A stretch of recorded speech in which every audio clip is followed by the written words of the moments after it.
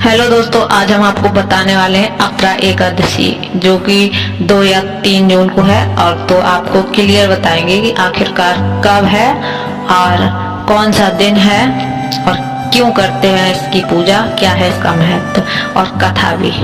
हिंदू धर्म में अपरा एकादशी एक महत्वपूर्ण और भाग्यशाली व्रत माना जाता है। इसे अचला एकादशी के नाम से भी जाना जाता है। इस दिन पूजा व्रत करने के लिए व्यक्ति हमेशा भगवान विष्णु की कृपा बनी रहती है। हिंदू धर्म में एकादशी का विशेष महत्व है। पंचांग के अनुसार साल में 24 एकादशी आती है, जिनमें से एक अपरा एकादशी भी होती है, मनाई जाती है। मतलब अपरा एकादशी जेठ के महीने में कृष्ण पक्ष के दौरान 11वें दिन मनाई जाती है। अपरा एकादशी भगवान विष्णु को समर्पित है। ऐसा माना जाता है कि इस व्रत को करने से पापों का नाश होता है। आप बता देते हैं कब है आखिरकार। 2024 अपरा एकादशी 2 जून 2024 को मनाई जाएगी। अपरा एकादशी का मुहूर्त 2 जून 2024 रविवार को सुबह 5:04 पर सुबह के टाइम प्रारंभ हो जाएगा और एकादशी तिथि 3 जून 2024 सोमवार को देर रात तक 2:41 पर समाप्त होगी रात में। इस व्रत को करने से तो जो सुबह का मतलब मुहूर्त होता है उसमें हम लोग पूजा करते हैं। तो इस प्रकार 3 जून को ये व्रत किया जाएगा और मनाई जाएगी। 8:05 से 8:12 तक इसका पारण का समय है। पारण आप कर सकते हैं। अपरा एकादशी का महत्व है कि अपरा एकादशी को व्रत रखने से पापों का अंत होता है। इस व्रत के व्यक्ति को कोई तरह के रोग, दोष, आर्थिक समस्याओं से मुक्ति मिलती है।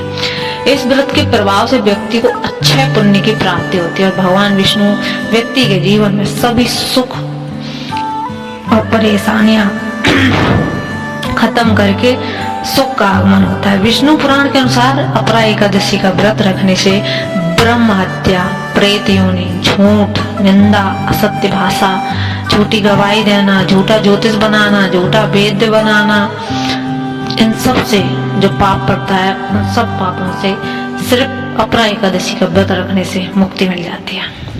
इस दिन श्री हरि भगवान विष्णु की पूजा करने से स्वर्ग लोक को प्राप्ति होती है। अब हम बात कर लेते हैं आखिरकार इसकी कथा क्या है। महिध्वज नाम का एक राजा था जो बहुत ही धर्मात्मा था और दयालु था। उसका छोटा भाई था वज्रध्वज।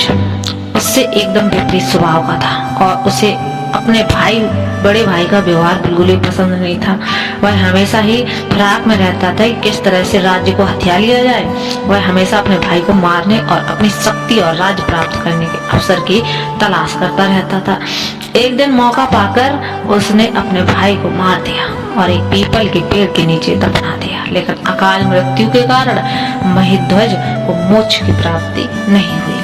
इस तरह से वह उस पेड़ पर ही एक आत्मा के रूप में रहने लगा और इस पेड़ से गुजरने वाले हर व्यक्ति को डराता, परेशान करता। एक बार एक ऋषि वहां से गुजर रहे थे और उन्होंने आत्मा को देखा। अपनी दिव्य शक्तियों के साथ उन्होंने महिध्वज के बारे में सब कुछ जानना चाहा कि आखिरकार ये कौन था। उनकी स्थिति के पीछे का कारण जानकर उन्होंने महिध्वज की आत्मा को उतारा और उसे मोक्ष का मार्ग बताया। मोक्ष प्राप्त करने के लिए आत्मा की सहायता करने के लिए ऋषि ने स्वयं खुद अपरा एकादशी का व्रत का पालन किया और सभी गुणों को महिध्वज को प्रदान किया और भगवान विष्णु के व्रत और आशीर्वाद के प्रभाव से महिध्वज की आत्मा की मुक्ति हुई और उसने मोक्ष प्राप्त किया। उस दिन के बाद से लोग अच्छे कर्म प्राप्त करने और मोक्ष के मार्ग पर आगे बढ़ने के लिए अपरा एकादशी का व्रत करते आ रहे हैं। हेलो दोस्तों, अगर आपको हमारी वीडियो अच्छी लगती है तो please subscribe my channel. Thank you.